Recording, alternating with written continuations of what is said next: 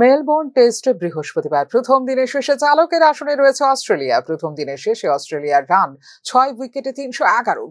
দিনের শেষে ক্রিজে আছেন স্টিভ স্মিথ, তার 68 ও প্যাট কামিন্স 8। বৃহস্পতিবার ম্যাচের প্রথম দিনে টস জিতে প্রথমে ব্যাটিং এর সিদ্ধান্ত নেয় অস্ট্রেলিয়া। পিচে ঘাস থাকায় অস্ট্রেলিয়া তার ফায়দা নিতে চেয়েছিল, সেই লক্ষ্যে সফলও হয় তারা। প্রথম সেশনে স্যাম কনস্টাসের 60 রানের ইনিংসের দৌলতে ভালো রান করে অস্ট্রেলিয়া। এরপর দলের হয়ে ভালো ব্যাট করেন ওসমান খোয়াজা ও মার্নাস লাবুশেন। প্রথম উইকেটে 89 রান তোলার পর দ্বিতীয় উইকেটে ওঠে 65 রান। এই সময় যথেষ্ট চাপে পড়ে যায় ভারত। সেই সময়ে ভারতকে অক্সিজেন দেন জসপ্রীত বুমরা। তিনি 57 রানে আউট করেন খোয়াজাকে। এরপর লাবুশেনকে আউট করে ওয়াশিংটন সুন্দর 72 রানে প্যাভিলিয়নে ফেরেন তিনি।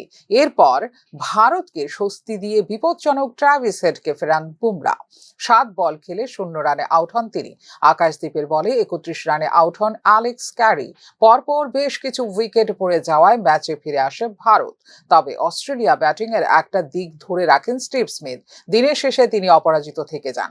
সোমবার ম্যাচের দ্বিতীয় দিন বড় রান করতে স্মিথের ব্যাটের উপর ভরসা করতে পারে অস্ট্রেলিয়া। দিনের শেষে ভারতীয় দলের সফল বোলার বুমরা 3টি উইকেট নিয়েছেন তিনি। একটি করে উইকেট পেয়েছেন রবীন্দ্র জাদেজা, আকাশদীপ ও ওয়াশিংটন সুন্দর।